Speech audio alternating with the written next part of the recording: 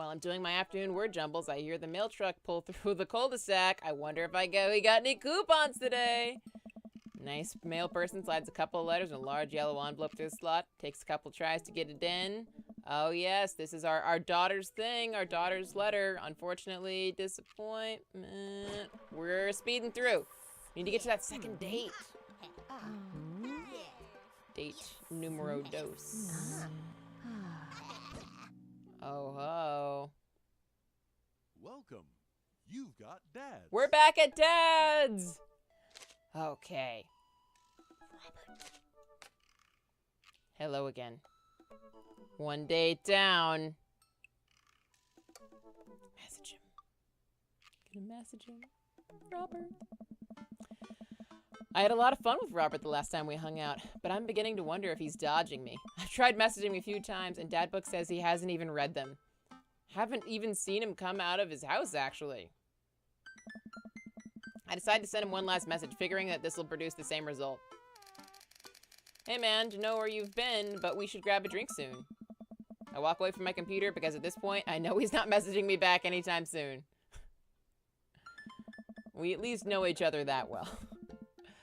I linger in the kitchen. I'm all caught up on work.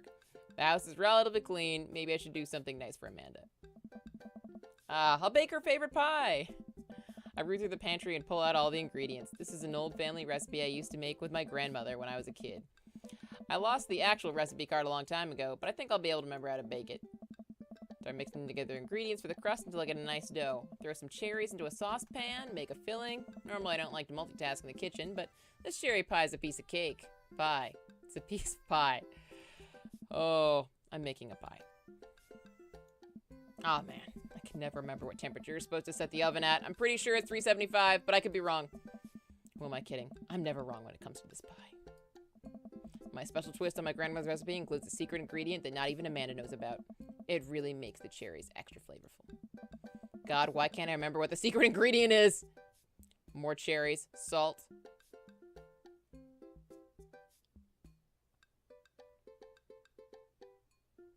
Oh God, I don't know a lot about cooking. Oh God. Salt could maybe. But I'm an almond extract kind of gal.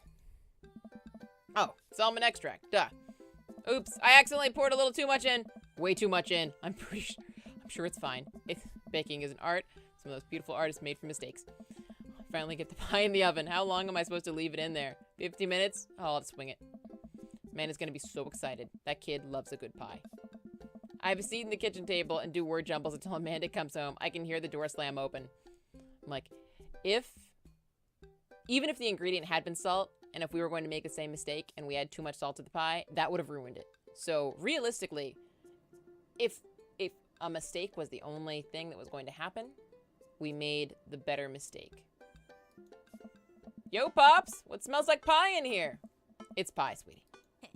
Amanda darts over to the oven and looks inside. Yes!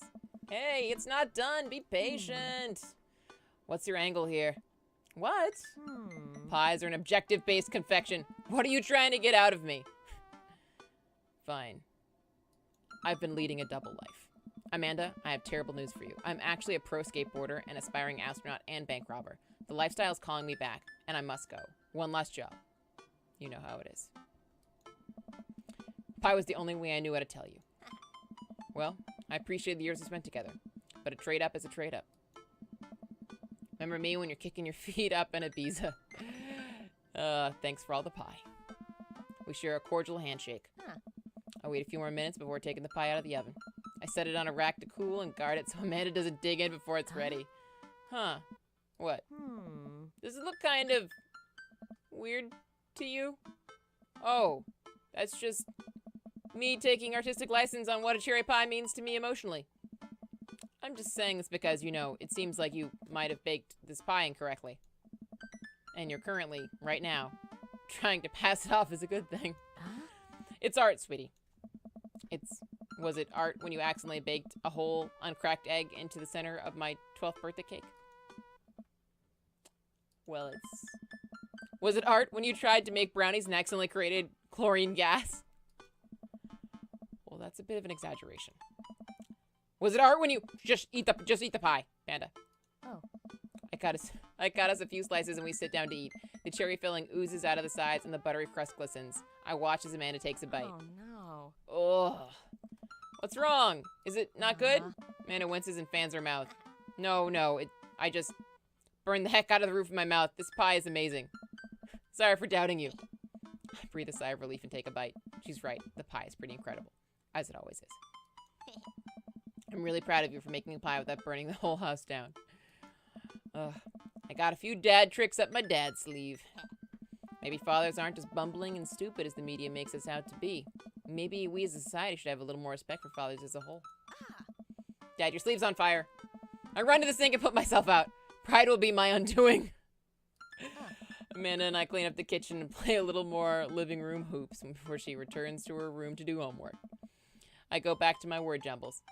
Hey, this one spells cat. The rest of the evening trickles by. We eat dinner, I help Amanda with one of her scholarship applications, and we both start getting ready for bed. I decide to check Dad book one last time before I climb into bed. Still nothing from Robert. Huh. Hope he's okay. I turn out the lights and lie down. Hey! Handsome! Hey, handsome! I'm outside! Hey, I'm outside! Come outside! Oh, what's that? I was just on the verge of falling asleep. I climb out of bed and try to identify the source of the dinging. My computer screen illuminates the dark room. I walk over to it, ready to turn it off, when I notice what's happening on screen. Don't make me honk. I will honk. Get out of here. Get out here. I look out of my window, and sure enough, there's Robert leaning up against his pickup truck in my driveway. I open my door and try to figure out what's going on. Hey. Hey.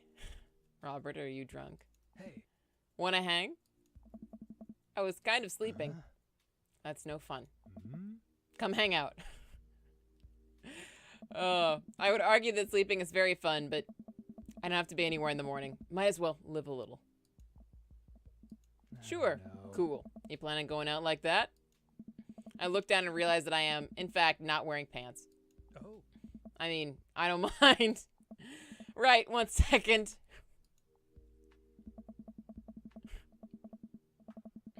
I run inside and throw on my going out pants, shoes, and jacket. I grab my keys and meet Robert back outside. Ready? Ready. Hop in. I jump into the passenger seat of his old red pickup truck. I have to move a few empty cigarette packets and gas station receipts out of the way before I can sit. Robert silently starts the car and we drive out of the cul-de-sac. Hey. Oh, God, there's rumbling. You like Tom Waits? Like, why is it rumbling? I love Tom Waits. Tom who? Hoist the rag, baby. Hoist that rag, baby. Oh, God. Love Tom Waits. Tom who? I'm like, I don't know if I shouldn't lie, probably. I probably shouldn't lie. What does hoist that rag, baby mean? I don't know.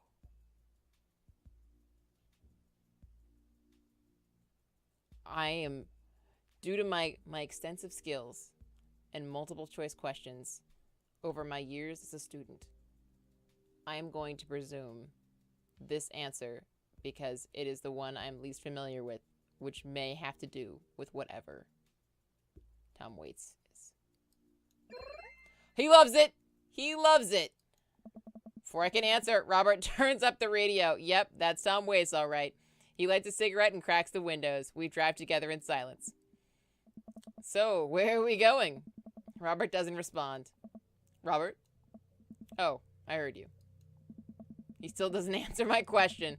I look out the window and notice that Robert's taking us to the highway. I twiddle my thumbs. Well, whatever I've gotten myself into, looks like I'm in it for the night. I settle into my seat and watch streetlights pass by. I glance over to Robert, who's driving intently. He looks tired, as he always does, but there's something a bit more there that I just can't place. You okay? I like your car. Say nothing. Remember what Robert said about hating small talk and decided to keep my mouth shut. Strategies. He notices me staring. Stop looking so nervous. I'm not nervous. I'm a little nervous. Just hang on. We're almost there. Almost where? I have no idea where we are. I think we're moving in a slight at a slight incline, but I'm not so sure. We eventually come to a stop. Robert gets out of the car, and I sit for a second, unsure of if he wants me to get out too. What are you waiting for? I hastily exit the car. Robert sits on the bed of his truck and pats the space next to him. Oh, look at that. So scenic. Robert, you romantic you. I sit down and take in the view. We're on a hill overlooking the city skyline against the bay. The cool night air rustles some trees near us as lights blink in the distance. Off to the side, I can see an entrance to a dense forest. Man, it's all so gorgeous. This is where I come to masturbate. Okay. What? I'm kidding. What's wrong with you? Oh. This is my little spot where I come to think. Possibly masturbate. It's nice. You can see the whole city from up here. Really gives you some perspective. Robert reaches behind him and pulls something out from under his jacket. It glints in the moonlight, and I suddenly realize what it is. A knife, Robert. Is it a knife? Oh shit, that's a knife. Oh, please don't stab me. Robert reaches into his pocket and pulls out a small piece of wood. Please don't stab me with that either. Robert takes the knife to the piece of wood and starts carving at it. Oh, I breathe a very audible sigh of relief as Robert looks at me sideways. Do you think I was going to stab you just now? What? No. Oh. I hate to break it to you, but I did, in fact, bring you out here to harvest your organs.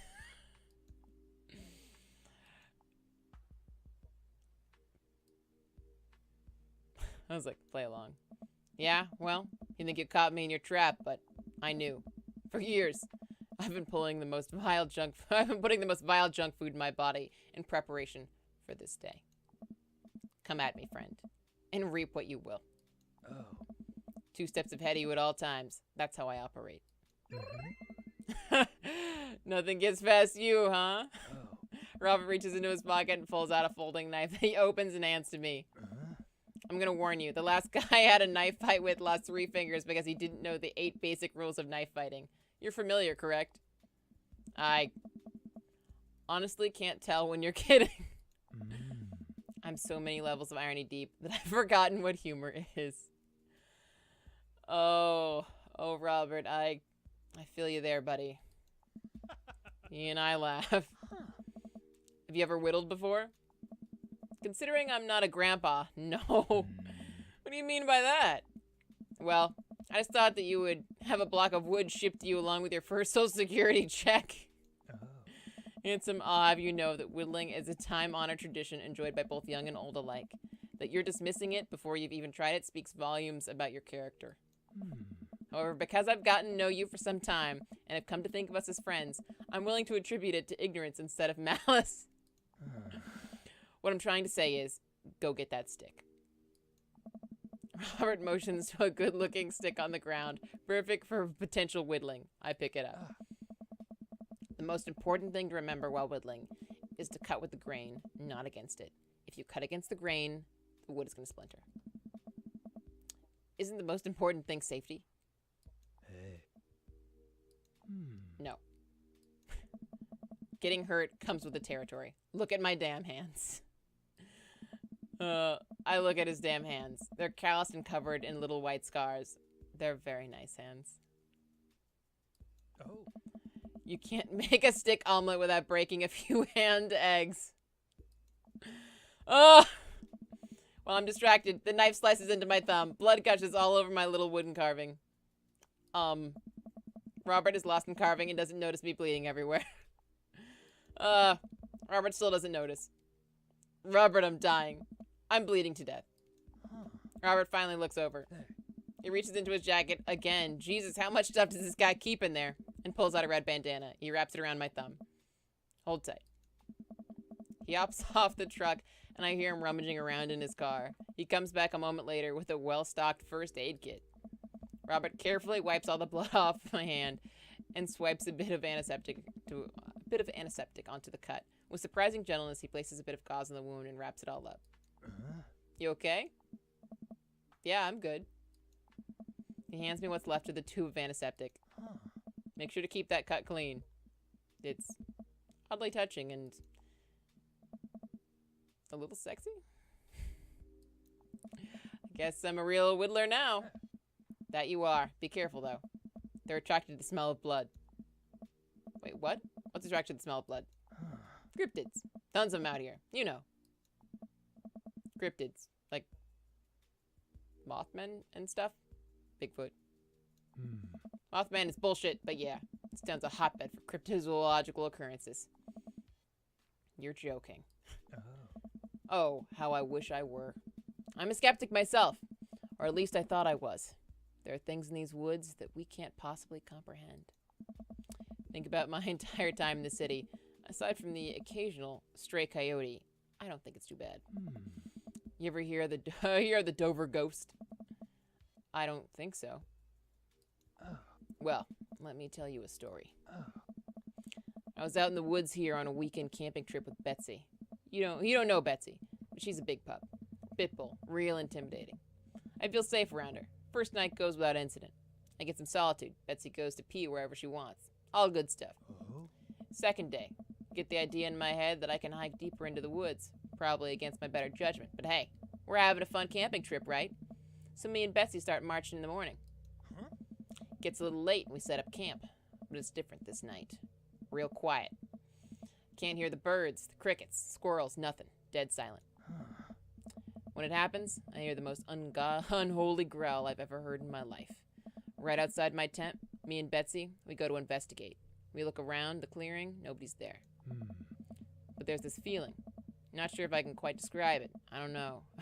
I know something is watching us. Betsy, though, she's scared. Never seen her like that. And when she's scared, I know I should be too. And then I see it in the distance.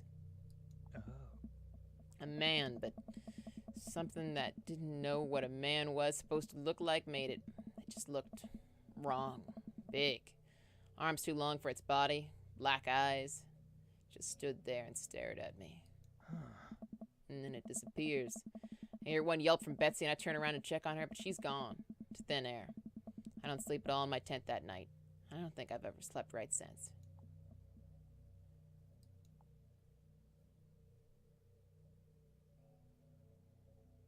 I was like, that's terrible. I was like, I swear, Robert, I don't know how to read you some days, Robert.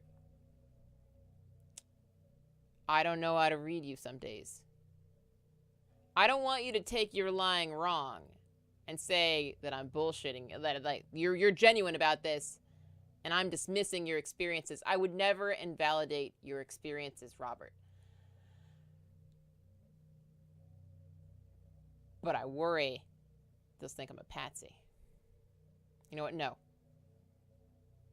That's terrible. Wow, Robert. I'm so sorry. They said if you listen closely on quiet nights just like tonight, you can hear the howl of the Dover ghost. Robert, you fucking with me? Howl resonates through the woods. It doesn't sound like a regular howl. It's so guttural, even from far away. Something about it makes my skin crawl. Whoa. Okay, Robert, real funny. I turn to look at Robert. He's white as a sheet. You're messing with me, right? Whoa. I was messing with you up until literally just now. I totally made that camping story up. I strain my eyes to scan the forest line, trying to see where the howl originated from. Off in the distance, I see something. It's so far away, I barely can make out the shape. It looks human, but it's dragging something. Do you see that? We should go. Whoa. Robert and I slowly back away and get into the truck. He turns off his headlights and we make a slow crawl away back onto the road. I'm too scared to look back. What was that? Whoa. The Dover ghost, I guess. I chuckle nervously. This time he doesn't seem like he's messing with me. Or maybe someone illegally dumping garbage on a wildlife preserve? Yeah, that's the story we'll tell ourselves. We sit in silence for a little while longer. The fear of whatever was slowly whatever that was, slowly subsiding as we get closer to the city. Thanks for coming out. This was fun. Oh. I'm sorry I haven't been in touch. I've just been away lately. Had to get out of the house. Grifter. Oh, his face. It's apologetic, kind of. I don't know. Had to be around somebody. You doing okay, man? Huh. Robert thinks for a second and lights another cigarette. Huh. Oh. Been doing a lot of thinking. Takes a long drag. Oh? As I get older, I feel more and more that I'm just drowning in the sea of regret. I was so busy chasing after these things that I thought would make me happy that I didn't think about anyone else.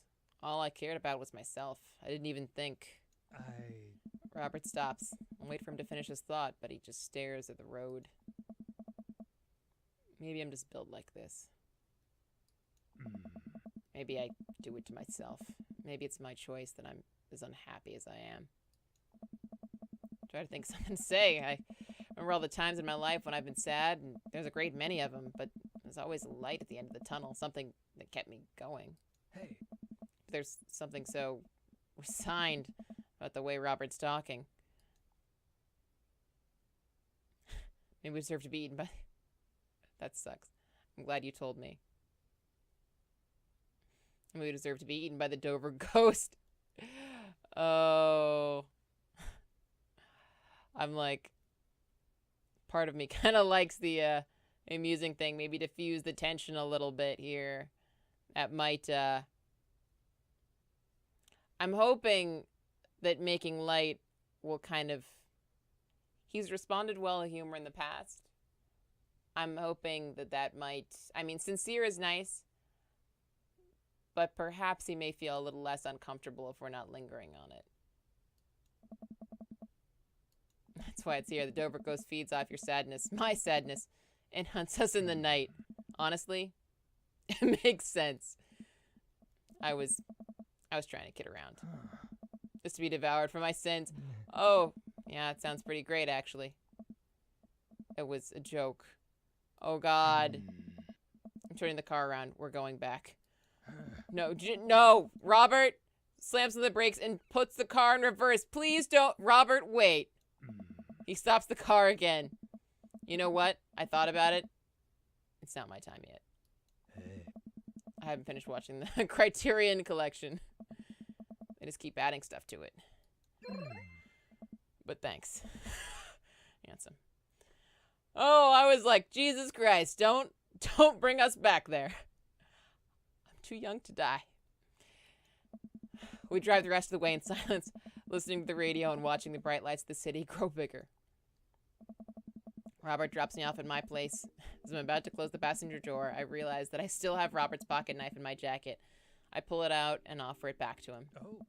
You hold on to that. Never know when you might need it. Gotta practice whittling. Night, Robert. Have a safe drive home. Robert smirks, then pulls away. He then immediately pulls into his driveway, which is one over from mine. He gets out and waves. I tiptoe into the house, careful not to wake Amanda up. Whoa, where'd you come from? I look around and spot Amanda coming out of the kitchen with a glass of water. I thought you were sleeping. Robert woke me up to go cryptid hunting. You know, the Mothman is bullshit, right? Amanda Lang. You know what? It's fine. I finally decided to go to bed.